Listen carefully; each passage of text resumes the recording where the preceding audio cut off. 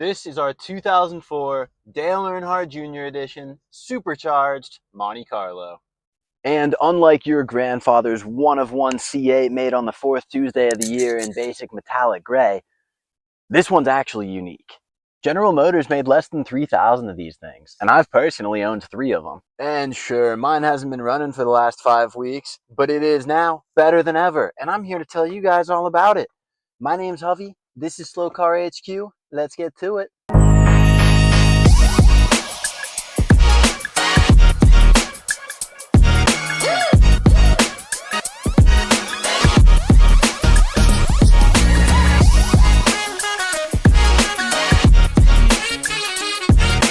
So what is it that's so special about these cars that would convince a weirdo car guy like me to buy 3 of them over the years?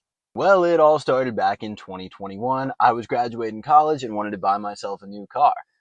I stumbled across a Dale Jr. Monte Carlo with 126,000 miles for just $3,000.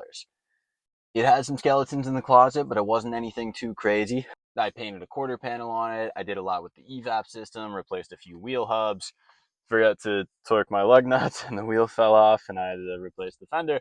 But, you know, just basic stuff. I learned a lot on that car and it was a ton of fun. It got me where I needed to go with pretty minimal failures. And then eventually I got bored of the thing, you know, something else caught my eye. So I sold it to, ironically, an illicit substances dealer. He offered to pay me in those substances. And when I said no, he handed me a bag of $20 bills for $5,000. So that was fun. A few years later, I decided I'm once again ready to do it for Dale, so I had my eyes set out on another one of these.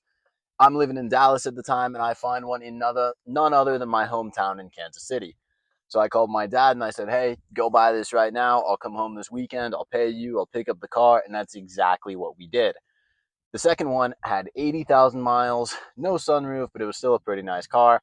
Got the thing bought and took it back to Dallas. And my mechanic journey continued with that one. I didn't have to do too terribly much except for replacing basically the entire coolant system. I did the radiator, the fan, the hoses, the aluminum coolant elbows, the water pump, basically everything except for the head gasket. But at the end of the day, that car got me where I needed to go and it was a ton of fun. I didn't really have it all that long though. You see, as I'm driving around Monte Carlo number 2, I find this Monte Carlo for sale on Marketplace. 54,000 original miles, and it's got a sunroof, and I could get it for such a deal that I would sell Monte Carlo B, buy Monte Carlo C, and make a little bit of money on the thing. So that's exactly what we did, and it wasn't maybe less than a month later when I found out why I got such a good deal on this thing. You see, these cars are powered by a 3.8 liter supercharged 6-cylinder that makes about 230 horsepower. And anybody will tell you that this is a pretty reliable power delivery system. But it does have one fatal flaw. You see, from the factory, GM decided to run these paper-thin intake gaskets. And then they paired it with orange Dexcool. And orange Dexcool is fine as long as it gets service. But GM made 2,883 of these, and when so many people bought them, they just put them in their garages because they thought they were going to rise up in value.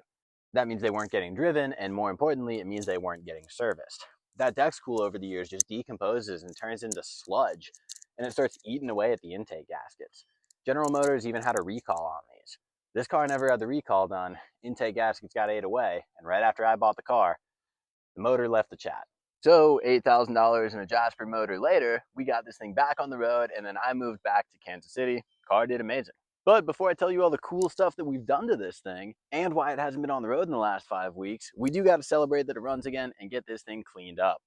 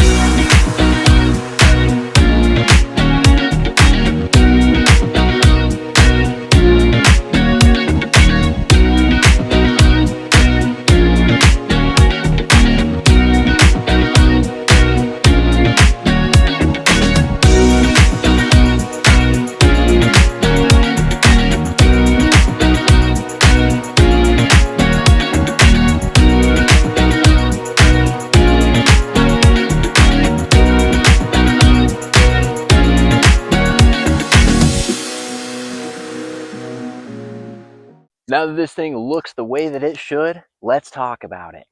Guys, let's get the boring stuff out of the way. When we got the car, obviously we did our maintenance and we did some semi-abnormal things. But this is a, 22-year-old car. And frankly, with 54,000 miles, a lot of this stuff had never been touched. We did all 4 wheel bearings. We did our motor mounts. Obviously, we did an oil change. We're running Valvoline Restore and Protect because that's what we run in all of our cars. We've done a fuel filter, plugs and wires, and a few other odds and ends to just make sure this thing is running right. And that has, for the most part, worked out. We've just been broken down really once. Let's get to the fun stuff. One of the first upgrades that we did was a full 3-stage paint correction. This paint looked pretty fantastic, but I knew that we just needed to do a little bit to bring it out more. And guys, yeah, a lot of people say that ceramic coating is better, but for a car that's 22 years old, this paint needed to be reconditioned to bring it back to that factory finish. So we did everything by hand, full 3-stage, and it turned out awesome. That made it way easier to keep this car super clean, and we take really good care of this paint. If you guys want to see how we actually did that, check out one of our other videos on the OBS where we did the exact same thing. You guys might have noticed that our calipers are red, and that's by no accident. Of course, we wanted the obvious horsepower gains, but these brakes are actually from a 2008 Impala SS. You see, these cars, for whatever reason, came with a single piston caliper from the factory, but the Impala SS calipers are dual pistons. We get a little bit bigger of a caliper, we get bigger pads, we have a much bigger rotor on there, and a whole lot more stopping power. This is pretty much a direct bolt-on. You just need the caliper and caliper carrier bracket. You might notice that we're sitting pretty low in this thing. I love where the ride height sits because it's really drivable, but it does look a whole lot more aggressive than factory. What we did was just a plug and play drop-in strut spring combination from ZZP. It lowered the car, I think, 2 inches in the rear and 1 inch in the front and made it look pretty nice. I do gotta say, ZZP's customer support was pretty bad, and it also took a long time for the front springs to get settled. It took like 6 months and like 5,000 miles. Regardless, we're sitting low, and these cars come with pretty atrocious monster truck fitment from the factory, so this was a major upgrade. When we lowered this thing, we did create a new problem with our suspension geometry being off. You see, this car's front wheel drive, so my engine and transmission sit sideways right up here. These dog bones, we had to make these, I think they're an inch shorter than OEM. What that did was actually roll our entire drivetrain forward and then change the geometry with our CV axles so that we could accommodate for being lower to the ground. We also added this strut tower brace here, which comes factory on some W bodies, but not the Monte Carlo, just to give us some additional rigidity. But funny enough, the biggest upgrade that I've seen to our suspension, after lowering it with brand new springs, after the strut tower brace, after correcting our suspension geometry, was actually replacing the steering linkage. That actually broke on us, and you got to think it's a 21-year-old part. So when we replaced that, my steering wheel is tight as can be. We replaced our front headlights, and they've got a black fascia on the bottom, which I think looks a little better than stock. And our rear taillights were actually aftermarket, but I thought they looked really bad, so I replaced them with some brand new OEM. And additionally, back here, we removed the Chevrolet emblem, the Monte Carlo emblem, but we kept the Dale Jr. sticker. Guys, this car is awesome, but I do got to tell you, it hasn't been all sunshine and rainbows.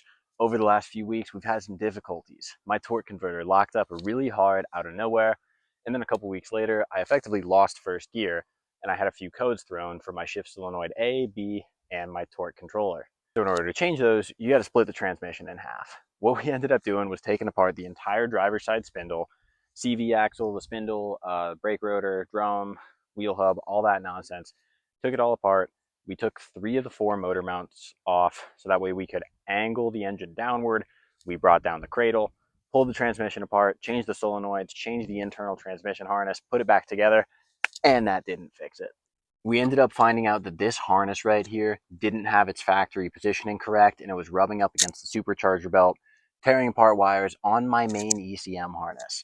So I used some non-insulated terminals, crimped those wires back together, soldered them in place, then used some high water resistant heat shrink, got everything back going again, and now the car runs like a top. But that's enough talking about it. Let's go drive it.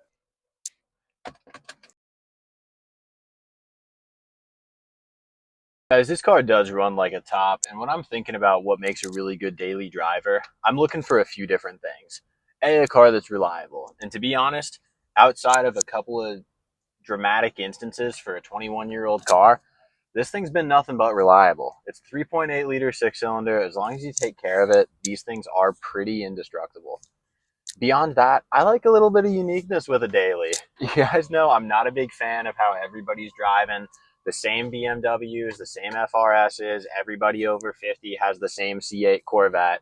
And like, yeah, those cars are awesome, but there's nothing I hate more than driving down the road and seeing somebody driving my car. In this car, I get stoked whenever I see somebody else driving this because I'm like, wow, you guys actually know what you're talking about here. And you don't see them super often because GM made less than 3,000 of them. Beyond that, as we're thinking about this car, it runs good. It's got 230 horsepower with the superchargers. So you've got that instant torque that kicks in. It makes it feel pretty throttly. It's super fun to drive. Not a super fast car, guys. I'm not really winning any races with this thing. It is front wheel drive. But look, this is slow car HQ. This car's got enough power that you can definitely have some fun with, but it's not like we're trying to daily a 500 horsepower machine, right? Beyond that, I love the way the car looks, and so does everybody else. When I'm driving this thing, I get thumbs ups all the time. People are rubbernecking, looking at us. When I'm at the gas station or parking at the gym, people are always coming up to me. What is this thing? I love that. I think that's the right amount of uniqueness that you should be looking for in a daily. From a comfortability perspective, in 2004, this thing was kind of loaded with options. And to be honest, it's stuff that we take for granted now. But this thing's got a telescopic steering column. It's got heated and power leather seats for both sides. That was pretty future forward back in 2004. It's got a sunroof. It'll articulate and go all the way back, which I love. It's got ice cold AC. It's got a banging sound system. I installed a double DIN Bluetooth head unit, which is pretty sweet. But whoever owned the car before me, they rewired the factory amplifier and put in some bigger speakers. So this thing bumps. So it's super fun to drive it around. Beyond that, guys, this thing is just super easy to drive. I mean, this really is an easy car to get around town in. It's good on gas. Definitely have to run premium in this because of the supercharger. But this is a pretty fun and easy car to drive. I mean, I'd be comfortable taking this thing anywhere, especially with the work that I've done to it, knowing that this car is safe. And a lot of you guys aren't ready for this conversation, but a 2004 Dale Earnhardt Jr. Monte Carlo is the car the Lightning McQueen was based off of. Again, I know a lot of you guys aren't ready to talk about that, but when you are, let me know. Guys, at the end of the day, this car looks sick going down the road. It's super reliable. It's got enough power to have some fun with. This might be the ultimate daily driver because of how unique it is. I love this car, and I've owned 3 of them to prove it. But guys, we're going to be doing more work on this car, on our Civic, on our OBS, on our secret muscle car that we've been working on, and a ton more. If you want to see more content like this, hit subscribe and join the next big car channel on YouTube, Slow Car HQ.